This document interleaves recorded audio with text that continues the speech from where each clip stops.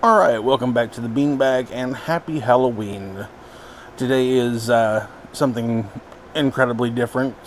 As you know, I do a lot of customs, and so today is going to be the most customs of any of the Star Trek figures you've seen. I had this crazy idea some months ago, well, it was many months ago now, that what if the crew of the Next Generation Starship Enterprise decided to celebrate Halloween? And they decided to do so by dressing up as Star Wars characters. So to start off this collection is Wesley Crusher as Luke Skywalker. And yes, I did make a custom lightsaber for him.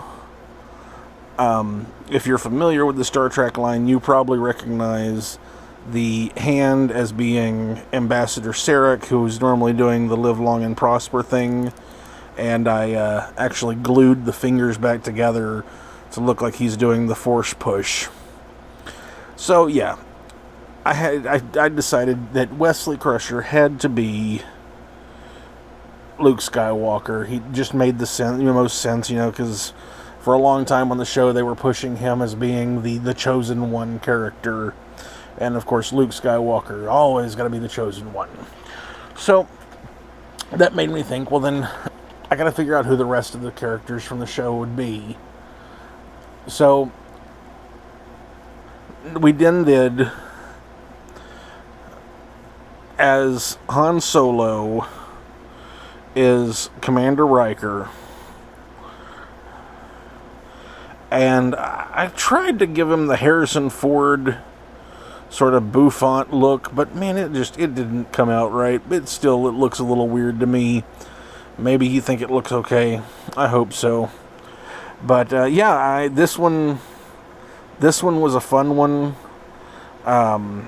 If you recognize some of the parts off of this, this is the torso of Worf from the Fistful of Datas, and the gun is actually off of a Troy from Fistful of Datas. So yeah.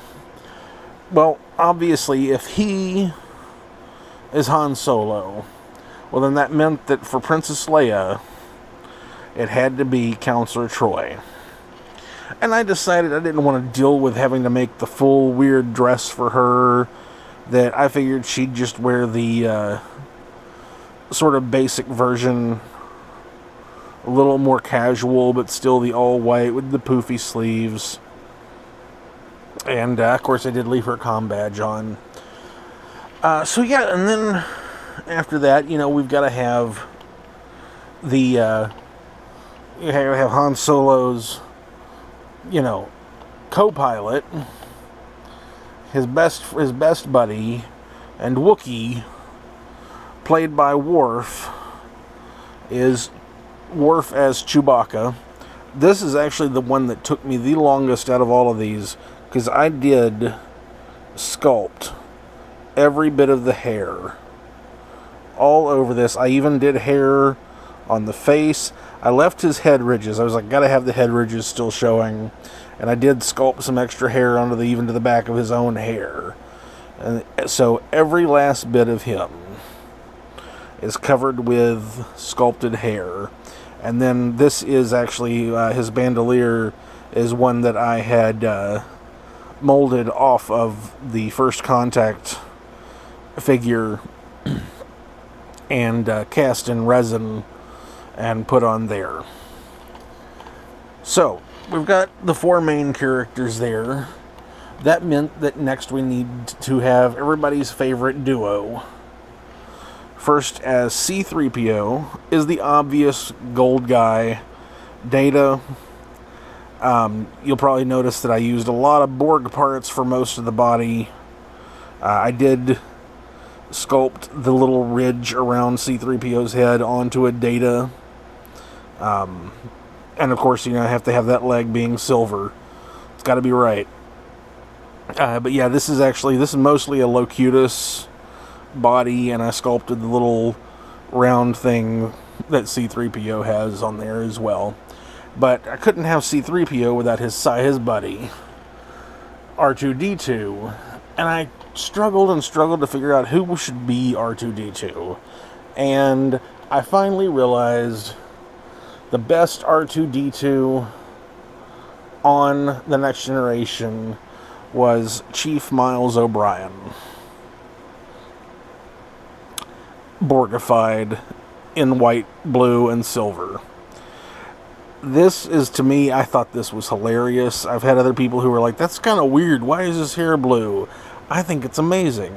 It's a Borgified O'Brien, and I'm going to let you... I'm so proud of the sculpting of that eyepiece. I wanted to try and make it look like that eye that R2-D2 has. And, of course, the elongated arm works great, too. He's got this ridiculous arm that had the spinning gun on it. I am so happy with how this one turned out, and I think it's hilarious.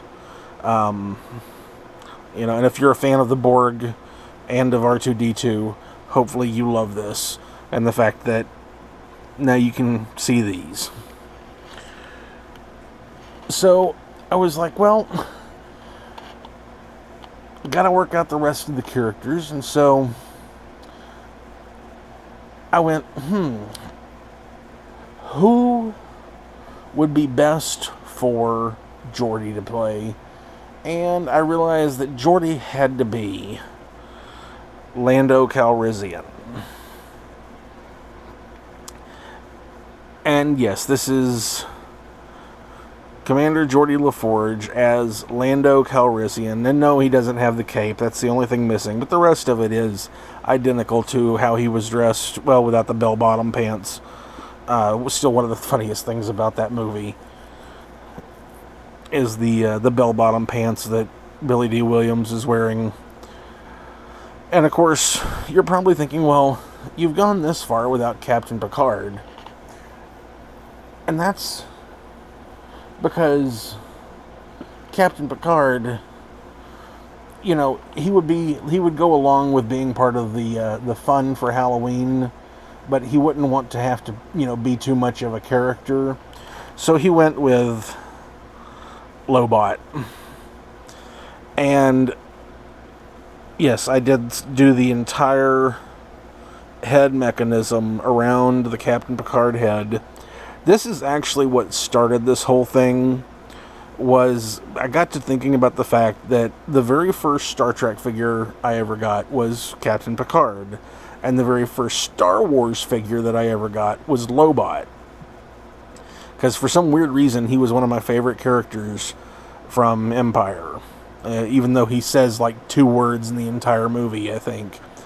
And then I was like, you know what? I could totally sculpt Lobot onto Captain Picard. And so that's what started this whole fun game. And I am so proud of how that turned out. And hopefully you love it too.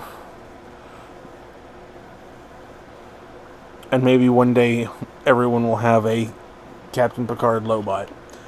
So you're probably thinking, well, you've got all the crew, including Wesley Crusher, but where is Wesley's mom? And this was a hard one for me, because I wasn't sure what to do with Dr. Crusher until I remembered, and that's part of the problem, is that there's not very many female characters in all of Star Wars. George, why? But there is a red-headed woman who does appear in the original trilogy, and so I was like, we're going to go with that. And so, Dr. Crusher is Mon Mothma.